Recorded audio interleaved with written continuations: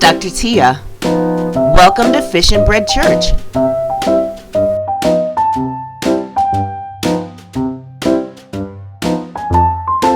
Convergence.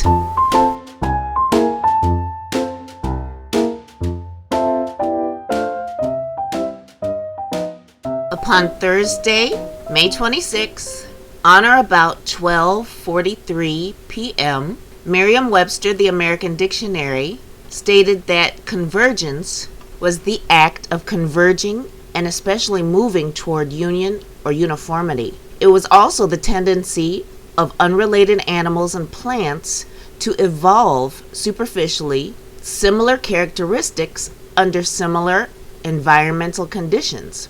Your blood cells, here in red, look like satellite pillows. They're interesting packets. Sometimes they're animals, and sometimes they're dormant. They contain things like plasma, protein, oxygen, carbon dioxide, iron, and electricity, and information. The shape is designed to scuttle through your body, make it go up or down, hold, decompress, hold things, fold, inflate. But did you know that your blood also speaks? In Genesis 4:10 through 11, God said, "And he said, 'What have you done? The voice of your brother's blood cries out to me from the ground. So now you are cursed from the earth, which has opened its mouth to receive your brother's blood from your hand.'"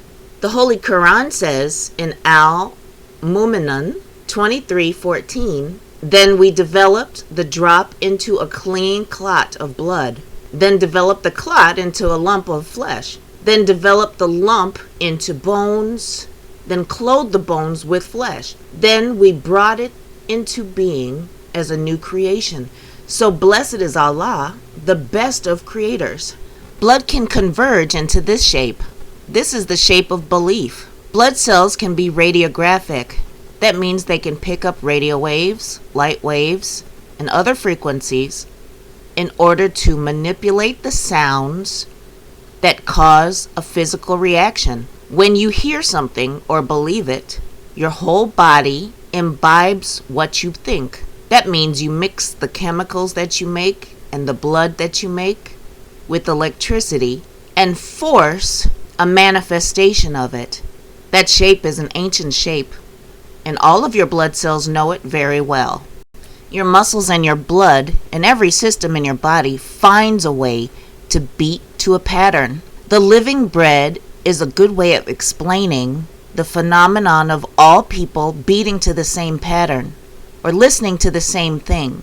In other sermons, it's explained as pools of similar. When you think or converge upward thoughts, other people tend to do the same thing. Sometimes it's involuntary. When you speak those thoughts and two people touch and agree, the convergence can bring magnanimous results. Many people hear the phrase, "as pure as the blood of the lamb." But how is the Lord's blood different from our blood? I'm a black woman.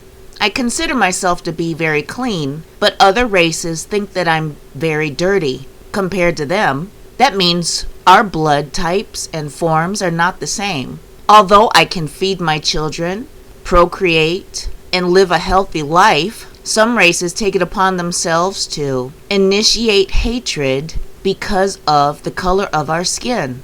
There are 8 types of blood: A positive and negative, B positive and negative, O positive and negative, and AB positive or AB negative. Some diseases are blood-borne and shouldn't be spread, but healthy people can exchange blood without an issue. At Loudemere, we understand that Jesus Christ is a frogman, a transection of multiple animal kingdoms, who produces a bufotoxin, which creates wondrous but hallucinogenic results. He's a healer. His blood is so different from our own that it forces our own blood to jump up and eradicate disorder and diseases with immediacy. Symphonically, God is able to work through Jesus Christ and other healers in order to fix the systems in your body, as well as the systems which surround your body. One last thing about blood.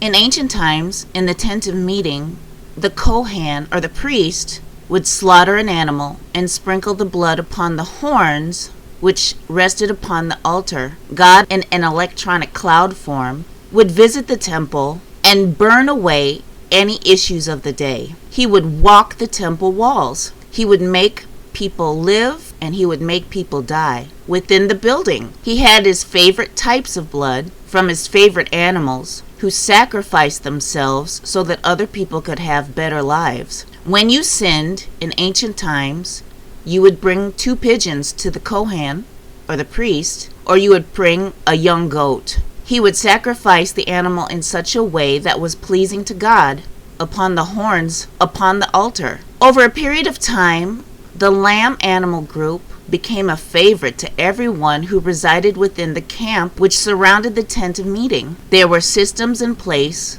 of keeping things holy and discarding waste. The people who resided within the city which surrounded the tent of meeting would take care of the priest with their own crops and supplies, and everything was well balanced. For a number of years, his system seemed strange to people, but it brought about inventions and reasoning. For example, the item of soap was invented to keep a holy state within the temple.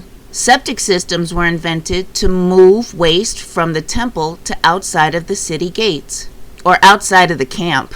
There was a checks and balance system with regard to the amount of time and work involved in slaughtering, sprinkling, and adjudicating justice among the city dwellers with drops of blood. For a long time it has been believed that Jesus Christ was the innocent lamb and that God would slaughter his blood so as to pay for the sins of human beings. That having been said, think about how much blood of the lamb your sins would cost.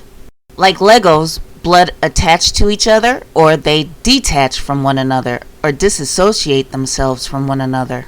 Be of good cheer, my precious family. I want you to know that God enlivens things when you really need them, so the blessing walks to you and not the other way around.